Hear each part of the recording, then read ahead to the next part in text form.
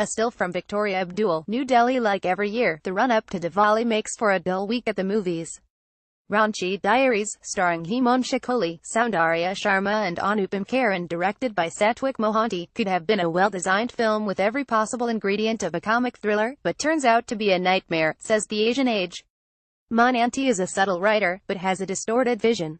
Despite a few comic punches and fillers which are a breath of fresh air, the film tells a small-town tale in the most boring way possible. For Hollywood fans, biographical comedy drama Victoria Abdul, directed by Stephen Frears and starring Judi Dench, Ali Fazal, Michael Gambon and Eddie Izzard, comes to India this week.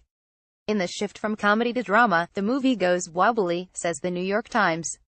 The narrative of cross-cultural understanding by way of individual affinity is comforting but ultimately a dubious one. The notion of Queen Victoria as the most progressive figure of the Victorian age is also peculiar. But this is a handsomely packaged collection of such notions, and will provide genteel entertainment to those of a mind to swallow them.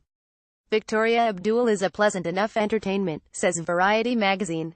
But as prestige period pieces go, it's far from top drawer, more like second drawer, or even third, because its cozy lack of enlightenment is echoed in the standard but far from scintillating play of its drama.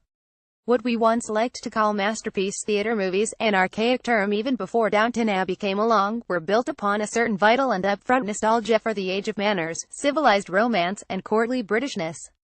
But Victoria Abdul is a movie that appears to be specifically nostalgic for the relationship between England and India under the British Empire.